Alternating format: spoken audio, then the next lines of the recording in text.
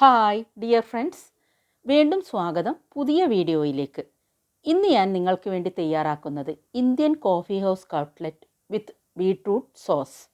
എല്ലാവർക്കും കോഫി ഹൗസിൽ കിട്ടുന്ന കട്ട്ലറ്റ് കഴിക്കാൻ ഇഷ്ടമാണെന്ന് തോന്നുന്നു.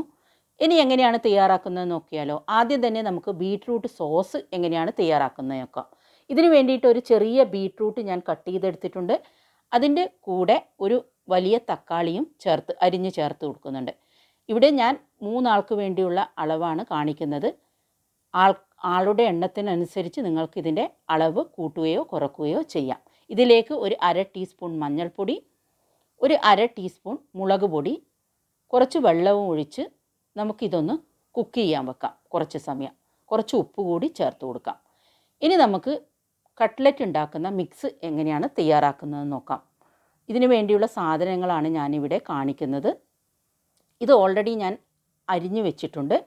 ഒരു 4 ഉരുളക്കിഴങ്ങ് പുഴുങ്ങിയെടുത്തിട്ടുണ്ട്. ഒരു വലിയ ഉള്ളി, ഒരു കഷ്ണം ഇഞ്ചി, 3 പച്ചമുളക്, ഒരു 4 ബീൻസ്, കുറച്ച് കറിവേപ്പില, മല്ലിയില, അതുപോലെ തന്നെ കുറച്ച് ക്യാരറ്റ്, ബീട്രൂട്ട്, ഉരുളക്കിഴങ്ങ് കഷ്ണങ്ങൾ ഞാൻ ബോയിൽ ചെയ്തെടുത്തിട്ടുണ്ട്.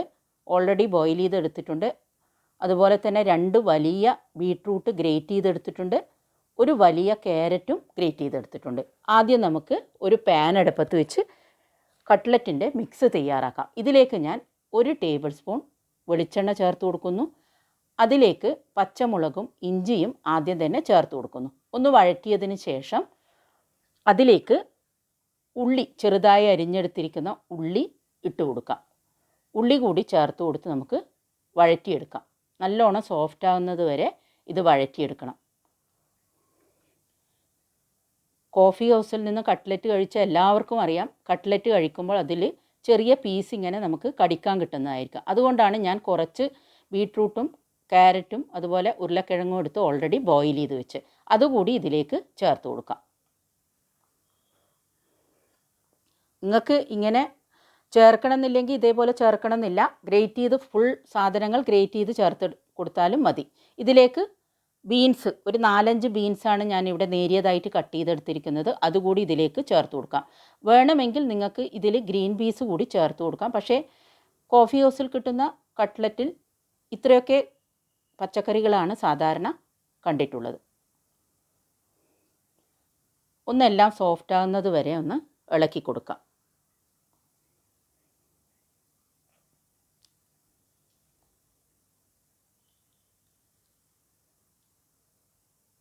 ഇതിന് ശേഷം നമ്മൾ ഗ്രേറ്റ് ചെയ്ത് വെച്ചിരിക്കുന്ന ബീട്രൂട്ടും അതുപോലെ ക്യാരറ്റും നമുക്ക് ചേർത്ത് കൊടുക്കാം.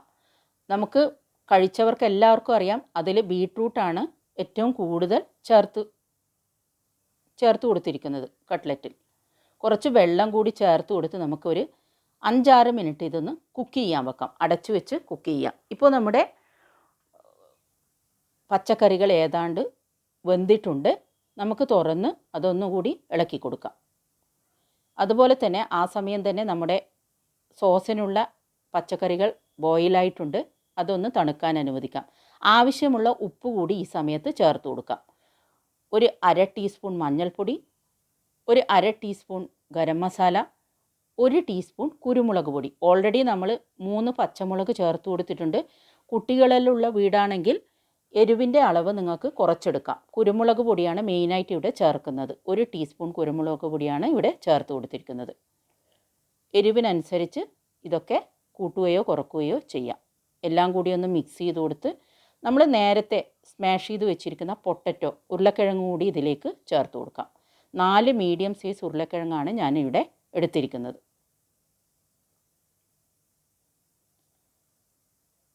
എല്ലാം കൂടി ഒന്ന് ചേർത്ത് കൊടുത്ത് നമുക്ക് മിക്സ് ചെയ്തെടുക്കാം.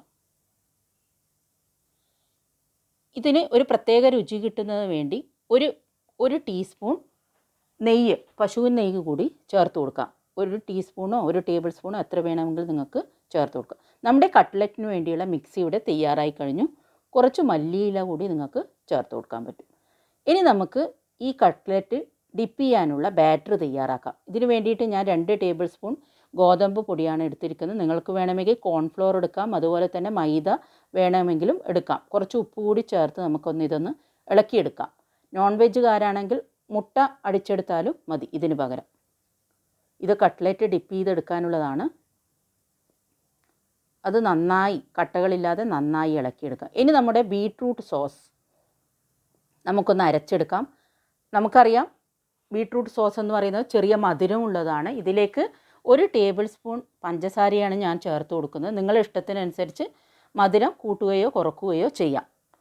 ഇനി നമുക്ക് കൈകൊണ്ടൊന്ന് മിക്സ് ചെയ്തെടുക്കാം. ഈ സമയത്ത് നിങ്ങൾക്ക് ഉപ്പ് വേണമെങ്കിൽ ചേർത്ത് കൊടുക്കാം. ഇനി നമുക്ക് കട്ട്ലറ്റ് തയ്യാറാക്കിയെടുക്കാം. ഒരു കട്ട്ലറ്റ് കുറച്ച് വണ്ണത്തിൽ തന്നെ തയ്യാറാക്കിയെടുക്കുന്നതാണ് നല്ലത്.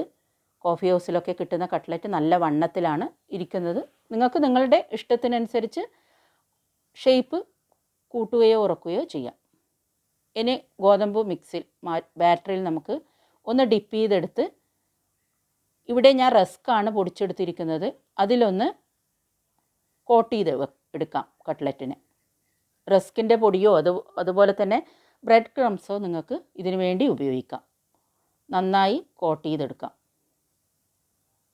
നിങ്ങൾക്ക് ഏത് ഷേപ്പിൽ വേണമെങ്കിലും കട്ട്ലറ്റിൻ്റെ തീരുമാനിക്കാം, ഏത് ഷേപ്പാണെന്ന്. വണ്ണത്തിലോ അല്ലെങ്കിൽ വണ്ണം കുറച്ചോ, കുട്ടികൾക്ക് വേണമെങ്കിൽ ചെറിയ വണ്ണത്തിൽ ഉണ്ടാക്കി കൊടുക്കാം. കുട്ടികൾക്കൊക്കെ കഴിക്കാൻ ഇത് ഒരുപാട് ഇഷ്ടമായിരിക്കും. പോയി കഴിച്ചിട്ടുള്ളവർക്ക് അറിയുന്നതായിരിക്കും. നാട്ടിൽ പോയാലൊക്കെ നമ്മളൊക്കെ എപ്പോഴും കട്ട്ലറ്റൊക്കെ കഴിക്കാൻ പോകുന്നതാണ് ഇന്ത്യൻ കോഫി ഹൗസിലൊക്കെ. കുട്ടികൾക്കൊക്കെ വളരെ ഇഷ്ടപ്പെടുന്ന ഒരു കട്ട്ലറ്റാണിത്. ഇതേപോലെയും അതുപോലെ തന്നെ ബാറ്ററിൽ മുക്കാതെ തന്നെ നേരിട്ട് ബ്രെഡ് ക്രംസിൽ നമുക്ക് മുക്കിയിട്ടും ഇത് ഉണ്ടാക്കിയെടുക്കാം. ഇനി നമുക്ക് ഇവിടെ ഞാൻ ഷാലോ ഫ്രൈ ആണ് ചെയ്യുന്നത്, ഡീപ്പ് ഫ്രൈ അല്ല. നിങ്ങൾക്ക് വേണമെങ്കിൽ ഡീപ്പ് ഫ്രൈ ചെയ്തിട്ടും കട്ട്ലറ്റ് ഉണ്ടാക്കാം. എണ്ണയിലേക്ക് ഇട്ട് കൊടുത്ത് നമുക്ക് 2 വശവും മറിച്ചിട്ട് കുക്ക് ചെയ്തെടുക്കാം.